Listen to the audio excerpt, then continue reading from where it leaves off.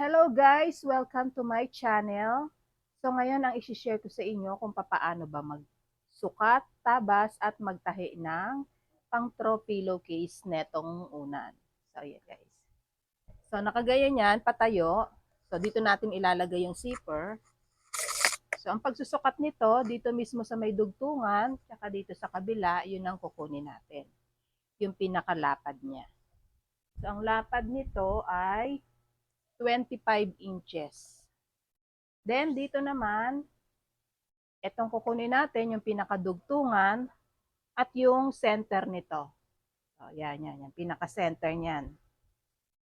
Dito tayo sa dugtungan. Then, kunin natin yung center. 26 and a half. So, yun. 26 and a half. Then, kunin din natin itong pinaka-apat na kanto. Itong tahi na to.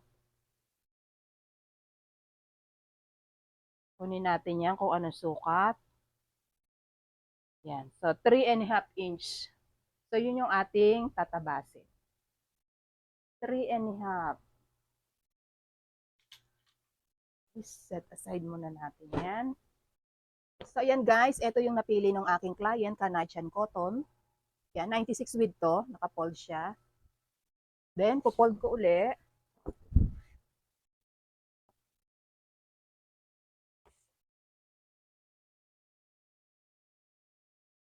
Kunin natin yung taas na 26 and a half.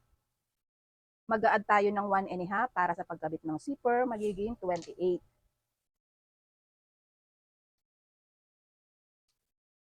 Patin lang natin yan guys.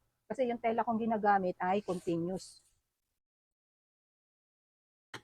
Para kung sakaling may mga gustong magpatahi, meron na akong stock na tela.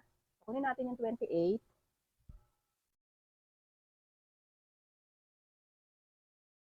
Ang order ng client ko dito ay 3 piraso.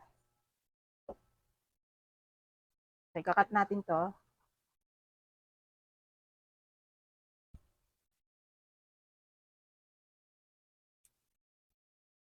Then, pantay muna natin tong dulo, guys.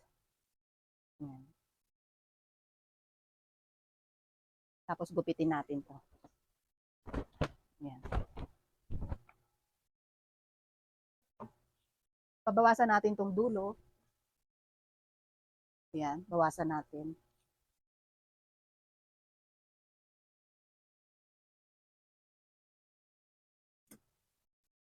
Next natin, yung kanyang lapad na 25 and a half. So, mag-a-add tayo ng 1 and a half pang allowance, kabilaan 3/4. So, magiging 27. 25 and a half plus 1 and a half, 27 inch.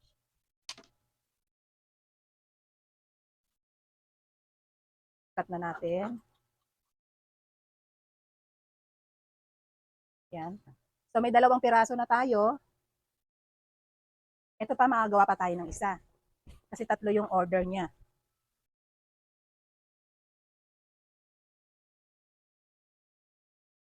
Patong na lang natin to.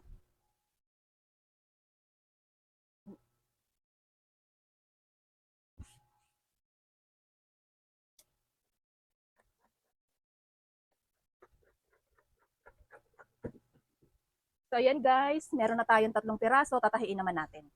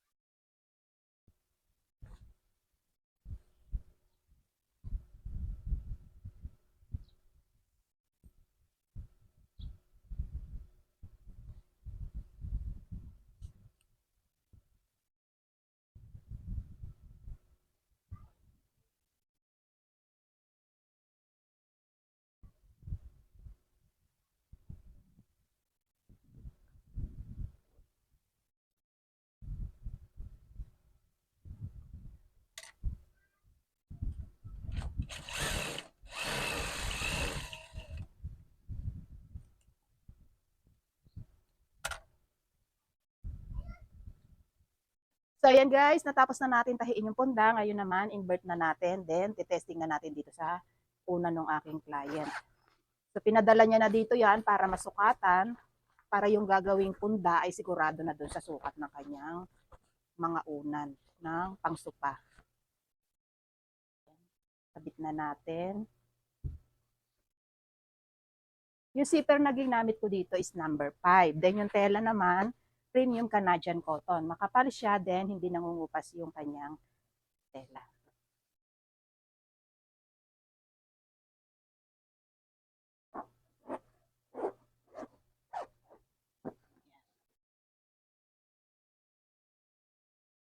Ito yung kanyang pinakakantuhan. Parang naka-square siya. So, sinunod lang natin yung sample mismo ng pinakaunan niya. Ayan. Then, yung kanyang zipper naman, ito, tinago ko para naman maganda pa rin tingnan. So, ito yung magiging harapan ng kanyang pillowcase. So, ayan guys, hanggang dito na lang aking video. At kung nagustuhan nyo naman, please like, subscribe, and hit nyo rin yung bell button para lagi kayong updated sa mga upcoming videos pa na aking gagawin. Thank you guys! Bye!